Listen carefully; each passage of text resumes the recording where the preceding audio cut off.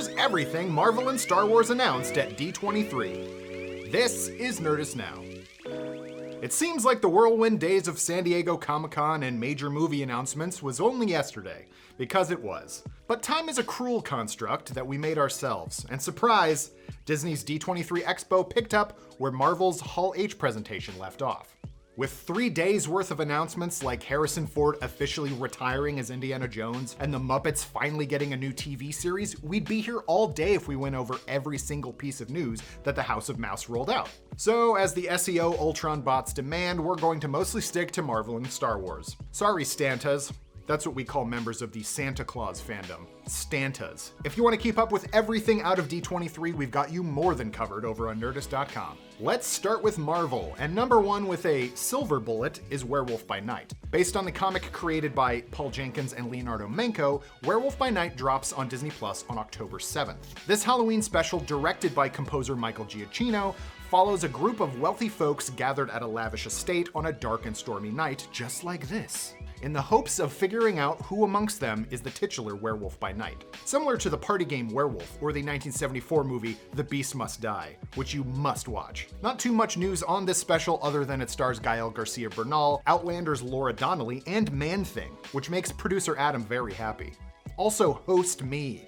We got our first look at the Secret Invasion series, which focuses on Nick Fury and non-Fury, Talos, coming face to face with the Skrull invasion that has possibly been happening since the halcyon days of the 1990s. We'll definitely have more on Secret Invasion in the very near future. Don Cheadle will be back playing James Rhodes, aka War Machine, in the series, and also confirmed that he'll star in Armor Wars, a 6-episode series about what happens when Iron Man's technology falls into the wrong hands and starts getting real. Speaking of armored heroes, which the Ironheart series announced that In the Heights star Anthony Ramos will take on the role of mystical criminal The Hood.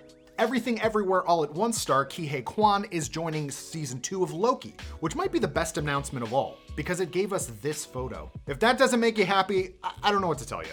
Abomination isn't the only character the MCU is bringing back from the 2008 Incredible Hulk movie. Buster Scruggs himself, Tim Blake Nelson, is returning to his role as the leader for the 4th Captain America movie, Captain America: New World Order. No word yet on just how big they're going to make the leader's head, but we've created a handy graphic to help any Marvel execs who might be watching this. Aim for this. And finally, on the Marvel side of things, we got a first look at concept art for the finally revealed Thunderbolts cast. As we've been speculating for months, we finally see Yelena Belova standing front and center of a team made up of Bucky Barnes, John Walker, aka US Agent from Falcon and the Winter Soldier, Ghost, who we last saw in Ant-Man and the Wasp right before the snap happened, Taskmaster, who was freed from Dreykov's brainwashing at the end of Black Widow, and Yelena's fake former dad, Red Guardian. No clues as to how the Thunderbolts are going to fit into the MCU, but that's Countess Valentina Allegra de Fontaine's job to figure it out, not ours.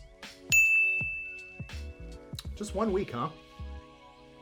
Seems quick. And if you're a Fantastic Four fan who has been waiting with bated breath for a casting announcement, well, too bad! Still no news on who will be playing the first Family of Science, but we did get confirmation that WandaVision and Always Sunny director Matt Shakman will be helming the project. Maybe we'll get a very special Spider-Man cameo. Yo! Look at it turn out for our party! All the way on to other side of the galaxy, we got a final new trailer for Andor, which premieres a week from the day this airs, along with a teaser for The Mandalorian Season 3, where we see Mando and Grogathan Jones reunited, as well as them on the run in the middle of what looks to be a brewing war between Bo-Katan and the remaining tribes of Mandalore. The team behind the animated series The Clone Wars and The Bad Batch have been working on an anthology series as well called Tales of the Jedi, where it looks like we'll see Ahsoka's origin story along with the tale of a young Count Dooku and his Padawan, Qui-Gon Jinn. Maybe we'll get an origin story about why Qui-Gon is so bad at ducking.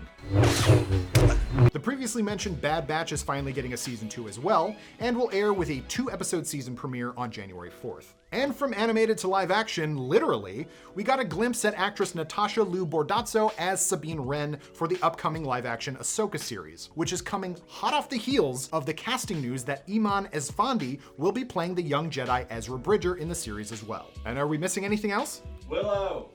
Oh yeah, Willow's back! Everyone loves Willow. And that's the biggest Star Wars and Marvel news to come out of D23. Like we said, there's a ton more you can find over on Nerdist.com. But tell us for now, what do you think? Which announcement are you most excited for? Is there anything you wish was announced that wasn't? And who are your Fantastic Four casting choices? Speculate wildly in the comments below. That's what they're there for.